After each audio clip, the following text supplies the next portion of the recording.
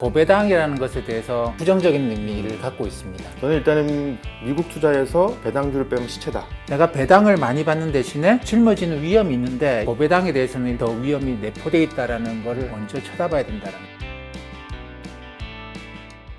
미국 주식에 투자하실 때 고배당 주식 그리고 우선주 같은 경우 6% 이상의 배당을 준다 이런 이야기들 많이 하시는데, 오늘은 미국 주식 투자할 때 이 고배당주, 우선주 어떻게 보고 투자하는 것이 좋을까에 대해서 말씀을 나눠볼까 합니다.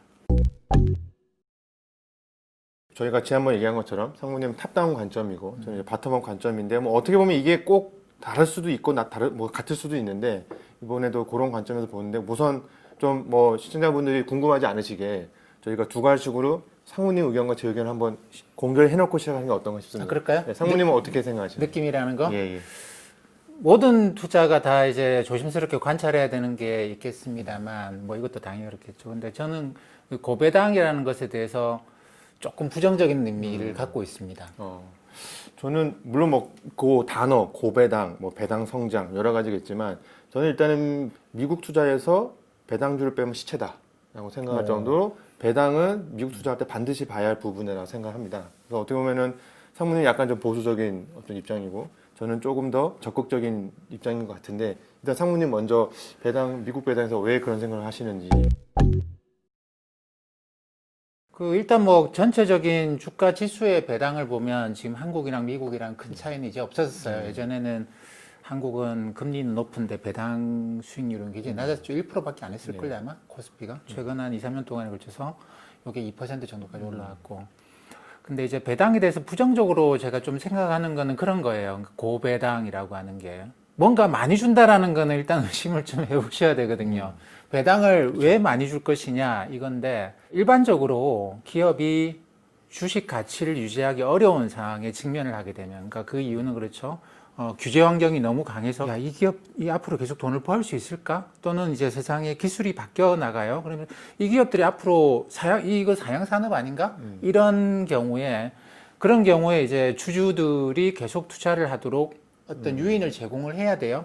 그런 경우에 고배당 정책을 쓰거든요. 심지어는 돈을 번 것보다 돈을 더 빌려와서 배당을 많이 주는 거죠. 대표적인 게 미국이나 유럽 같은 경우 은행주들. 네.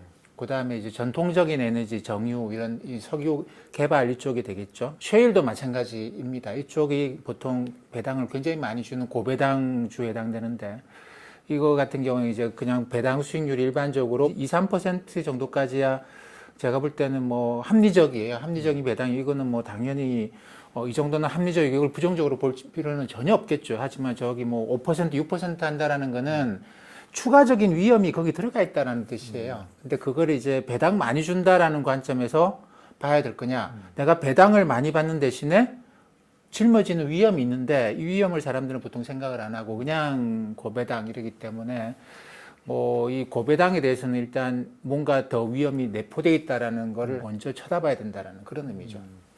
저도 이제 저도 뭐 이렇게 관련 자료 이렇게 보니까, 뭐 고배당의 함정, 고배당 수익률의 함정, 뭐 그런 게 있는데, 예를 들면 뭐 배당 수익률이 뭐 일단 항상 시가를 따라 따지니까 평균적으로 한 4%가 되는데, 주가가 갑자기 빠져서 이게 한 6% 올라왔다. 근데 이제 사람들이 그 과거는 모르고 딱 지금 현재 시점만 보면 6%, 연 6%를 주니까 엄청 매력적이네. 그래서 이제 단순히 배당만 보고 이제 들어가는 걸 이제 고배당의 어떤 함정, 뭐 그렇게 보는데, 이제 그거를 제외하고, 그러니까 그거는 말씀하신 대로 뭐 이 집 회사는 정말 배당 빼면 시체인가 이런 거는 봐야지만, 그거를 약간 제외하고 배당이 좀 낮더라도, 아니면 배당이 좀 뭐 적정 수준이 있더라도, 이제 미국은 워낙 배당에 대해서 다양한 종류가 있어서 배당 성장도 있습니다. 그러니까 배당을 꾸준히 좀 더 주면서 기업도 성장하고 배당도 더 주는 그런 또 기업 스타일도 있기 때문에, 단순히 이제 고배당이라는 어떤, 물론 그런 함정도 있고 조심을 해야겠지만, 너무 또 배당이 이거 배당은 그래 기업 성장과 기업을 봐야지 배당을 보면 안 되라고 하게 되면 그런 부분도 놓치지 않을까라고 생각을 하거든요. 그렇죠. 저도 배당에 대해서는 한 두 가지 정도 굉장히 긍정적인 면을 보는 건 있어요. 한 가지는 배당을 준다라는 이야기는 뭐냐면 이 기업이 진짜로 돈을 번다라는 이야기입니다. 그렇죠. 근데 많은 경우가 우리가 회계적으로 뭐 이번 분기 또는 뭐 1년 동안에 걸쳐서 돈을 얼마 벌었다라고 순이익이 얼마다 이야기하는데, 이건 그냥 장부상에 적혀진 숫자일 뿐 실제로 돈을 못 버는 기업들도 많아요. 근데 장부상으로는 돈을 번다고 하거든요. 근데 특히 작은 기업들의 경우에는 이게 장부상으로는 돈을 번다고 하는데 이게 뭐 회계장부를 사기를 치는 경우도 간혹 있습니다만 그런 경우는 극히 드물고 그거 아니라고 하더라도 진짜로 돈을 못 버는 기업들이 많아요. 근데 그걸 우리가 어떻게 하느냐? 어떤 분들은 회계장부를 잘 들여다보면 된다는데 그 절대 진짜로 거기 실사 가서 전문적인 공인회계사가 보는 거 아니면 이 기업이 진짜 돈 버는지 안 버는지 잘 몰라요.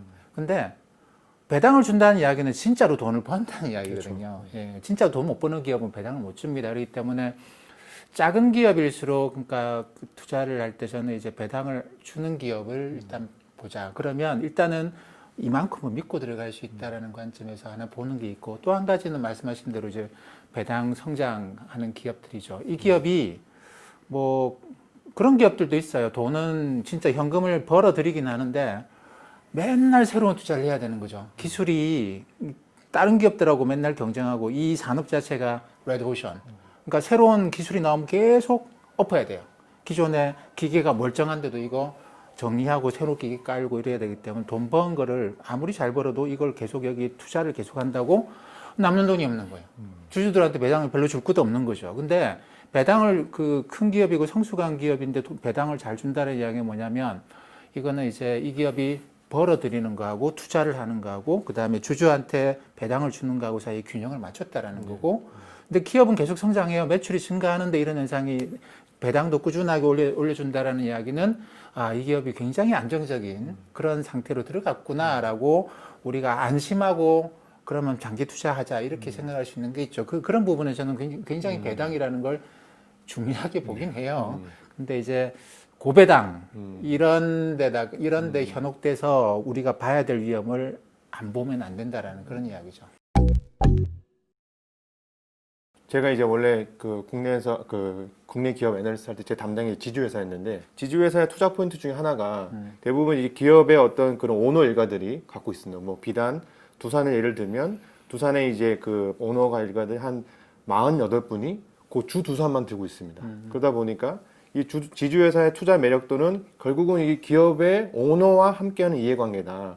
그러면 과연 이 오너와 이해관계를 함께한다는 것은 무엇이 있을까라고 보면은 뭐 예를 들면 오너를 위해서 기업 가치가 계속 꾸준히 상승하도록 기업이 노력할 것이다.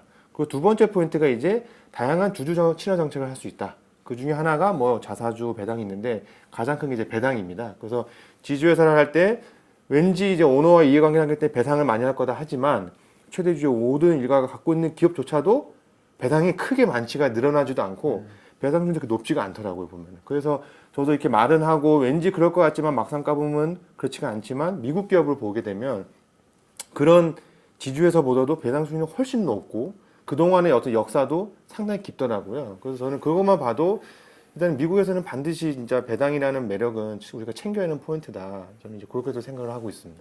그렇죠. 그리고 아시아 같은 경우에 홍콩 이런 데 가면 가족 회사들이 많거든요. 이 가족 회사가 어느 정도 이제 시간이 지나거나 아까 두산 말씀하셨습니다만 가족 구성원들이 주식을 다 갖고 그렇죠. 있어요. 네네.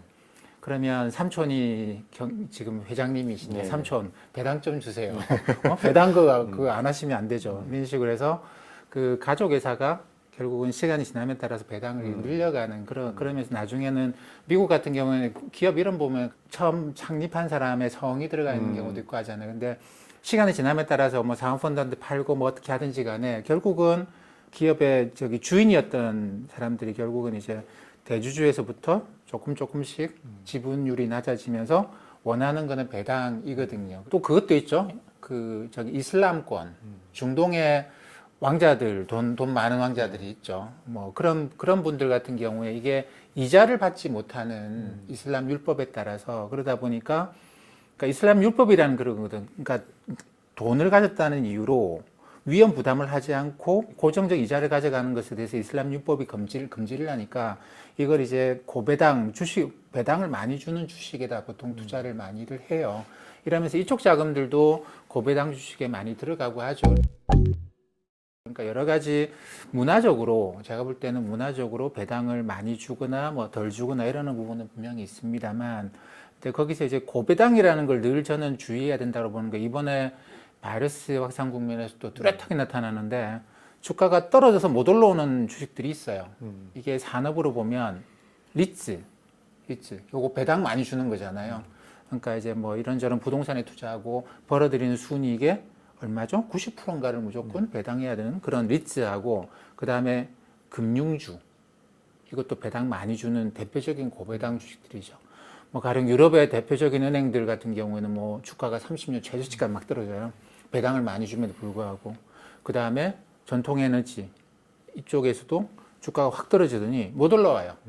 그러니까 근데 이제 그 전에 이 주식들에 투자했던 분들은 대부분 다 고배당 매력으로 투자를 했거든요. 근데 이 고배당이라고 하는 게 한 번씩 이런 일이 발생하면 뭐 지난번 2008년처럼 금융위기라든가 이런 경제 위기가 발생하면 배당을 많이 주던 기업들이 배당을 못 주는 일이 발생을 하고 그러다 보면 주가가 이제 한번 폭락을 하는데 물론 살아남으면 뭐 나중에 다시 올라갈 겁니다. 근데 그동안 이제 굉장히 오랫동안 이런 부진 상태를 계속 겪어야 된다라는 것이죠. 이게 어디서부터 발생했느냐? 그때 생각하던 사회적으로 합리적인 레벨보다 금리가 배당률이 너무 높았기 때문이다.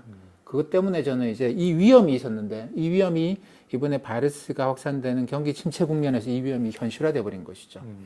그래서 고배당이라고 하는 걸 그런 의미에서는 굉장히 좀 주의해서 봐야 된다라고 여전히 생각은 합니다. 그럼 말씀하신 대로 고배당 주가가 하락했다는 거는 결국 이제 기업이 그 고배당을 유지 못한다고 투자자들은 본다는 말씀이신 거죠? 그렇죠. 그러니까. 그 배당을 이제 기업이 당장 못 줘요.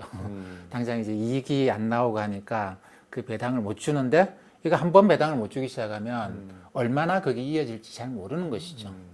그러다 보니까 가령 이제 리츠만 하더라도 우리나라는 좀 덜합니다만 바이러스 확산이 그렇게 심하지 않았기 때문에 미국이나 유럽 같은 경우에는 사람들의 생활이 좀 바뀌는 게 좀 뚜렷해져요.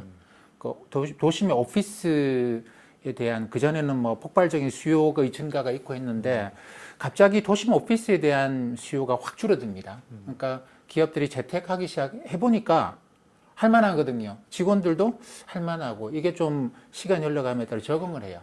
그러다 보니까 도심의 오피스, 그 오피스 주위에 존재하던 상가 이쪽이 급격하게 이제 그 공실이 발생하기 시작을 하는 거죠. 그러다 보니까 리츠가 이거 임대료를 받아서 주주들한테 배당을 줘야 되는데 이게 안 들어오기 시작하면 이 임대료 가지고 배당을 주는 게 확 줄어들 수밖에 없겠죠.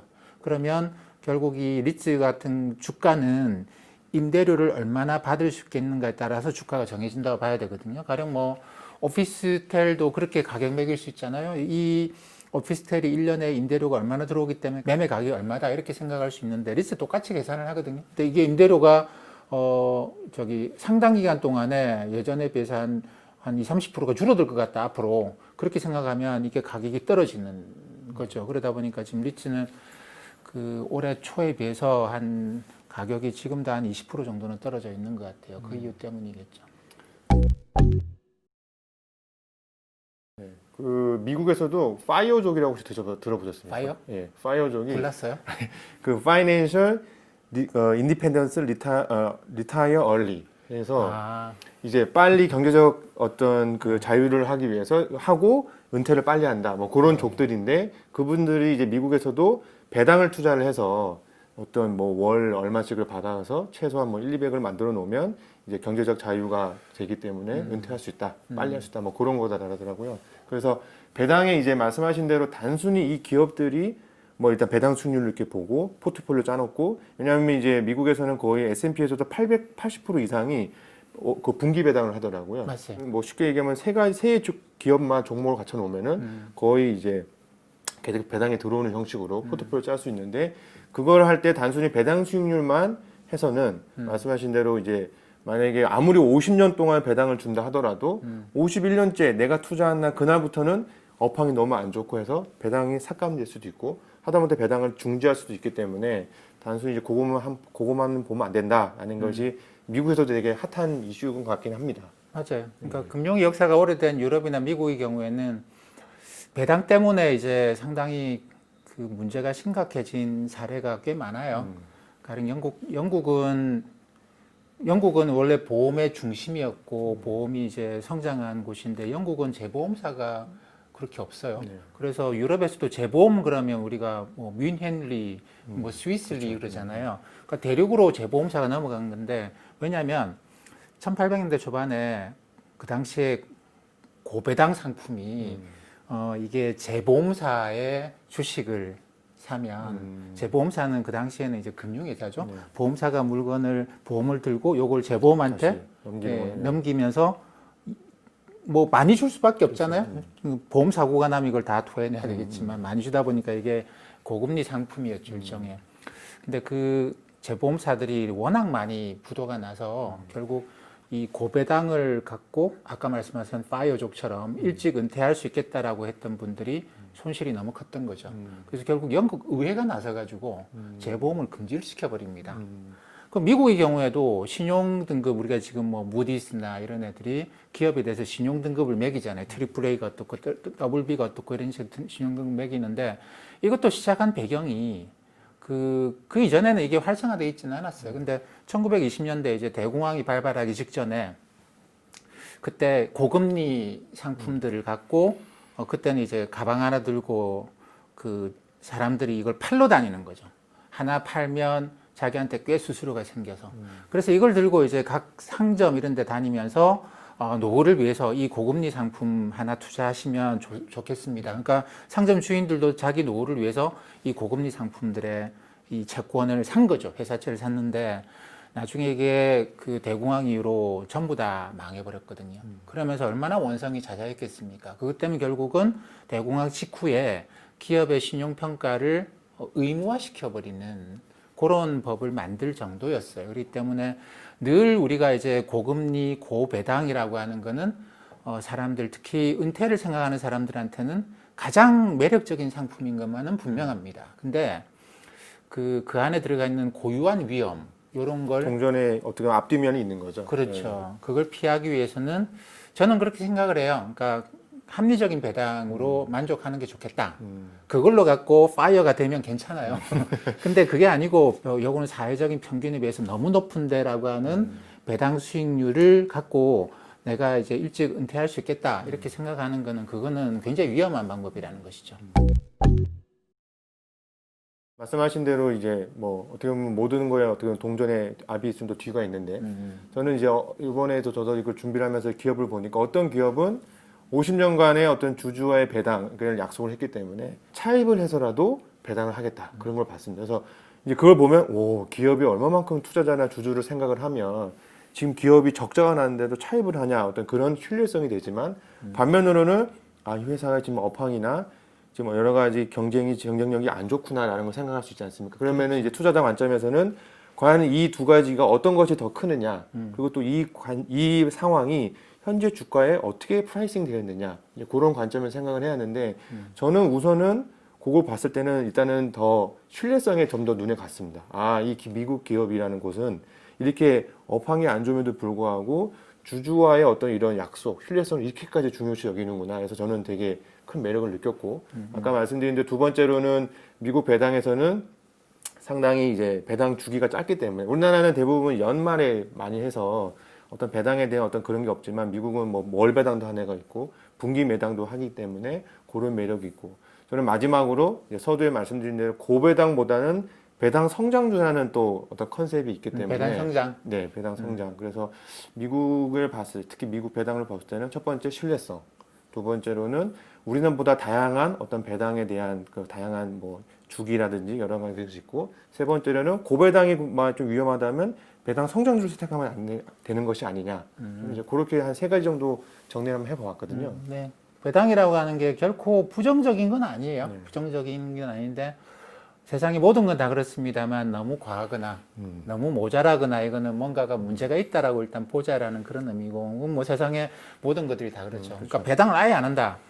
와 진짜 어마어마하게 성장을 하고 돈을 저기 밖에서 빌리는 것보다 번 돈으로 투자를 하는 게 낫겠지. 이런 어마어마한 기업이 아닌데 배당을 안 한다. 이것도 좀 그렇죠. 이상한 눈으로 봐야 돼. 당연히 저 돈 벌어서 뭐 하려고 기업이 돈 벌 건데 돈 벌어서 뭐 하고 배당을 안 하지? 이상한 눈으로 봐야 됩니다. 배당 안 하는 기업. 배당 많이 하는 기업도 좀 이상한 눈으로 보고 근데 적당한 수준에서 배당을 하는 기업들은 일단 뭐 이 정도면 문제가 없겠구나. 그래서 저는 사실 개인 투자자들한테 재무제표를 굳이 볼 필요가 없다고 많이 이야기를 해요.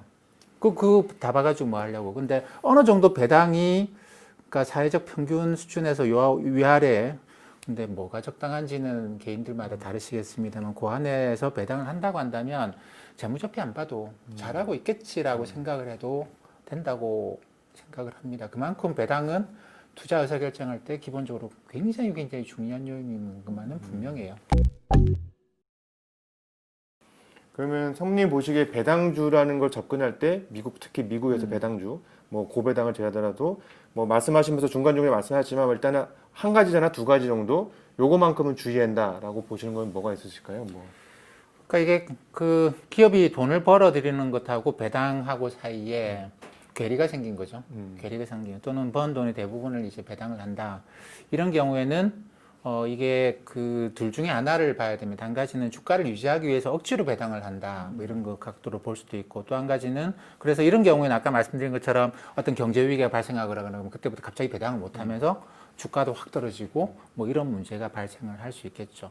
근데 그게 이제 꼭 부정적이지 않은 경우도 있어요. 이 기업이 성장할 만큼 성장해서 이제는 주주들한테 자기의 성장의 과실을 주는 겁니다. 주는 건데, 그런 경우에는 뭐 그걸 이제 한꺼번에 기업을 청산하거나 이러는 게 아니고, 기업이 이 정도면 된 것 같다. 그래서 계속 그 자기의 성장의 과실을 주주들한테, 원래 주인들한테 돌려주는, 또는 뭐 이렇게 지분 구조가 굉장히 분산돼 있으면 그 이 주주들이 거기다가 이제 주주들이 배당을 원하는 경우, 특히 나이 드신 분들이 많이 갖고 있는 주식, 좋아하는 주식들이 있어요. 그런 경우에는 기업이 이 주주들을 지키기 위해서 의도적으로 배당을 좀 많이 하고 이러는 경우에도 자기 성장은 뭐 자금 조달을 해서 따로 하고 여기는 또 돈을 주고. 근데 이게 더 비쌀 수도 있어요. 외부에서 자금 조달하는 게 비쌀 수는 있지만 주주들이 그걸 원하기 때문에 다소 비싸더라도 배당은 더 해주고 이런 게 있겠죠. 그렇기 때문에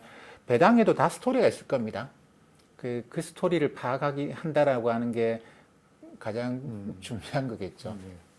저는 이제 바텀업 어떻게 보면 이제 좀 밑에서 보는 관점 조금 더 디테일하게 한번 보면은 저는 이제 크게 그 미국 배당주를 접근했을 때 뭐 세 가지 정도 주의한다 본다면, 첫 번째로는 일단은 초우량 기업 위주. 예를 들면 다우 30, 다우 30이나 아니면은 뭐 S&P에 있어서 우리가 어느 정도 알 수 있는 기업들의 풀을 구성을 해야 한다. 단순히 뭐 고배당으로 쭉 나름이 세워가지고 하는 게 아니라 어떤 그런 정도의 풀 안에서, 두 번째로는 그래도 어느 정도의 이제 그 체크리스트를 만들어야 한다. 첫 번째 뭐 배당 같은 거 보면은, 그러면은 배당 5년 동안에 평균 배당 수익률은 얼마였고 지금은 얼마였는지 뭐 그런 것도 좀 봐야 할 것 같고, 업계 평균 대비 얘는 좀 얼마였는지 뭐 그런 것도 좀 봐야 할 것 같고, 그러면 이 회사가 지금 이제 뭐 어떤 일회적인 이익이 지금 뭐 튀는 게 있는지 빠진 게 있는지 그런 것도 좀 봐야 하는 본인만의 체크리스트 뭐 한 5개에서 10개 정도를 만들어 놔서 그 우량 기업 내에서 좀 판단을 해야 하지 않나 보고 있고요.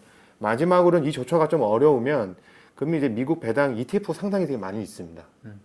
그래서 저는 ETF로 이미 포트폴리오를 짜놓은 것들을 그 중에서도 몇 개 선택을 해보면, 그러면은 한 요 세 가지 정도를 지키면 미국 배당에 대해서는 좀 어느 정도 되지 않을까 이렇게 보고 있거든요.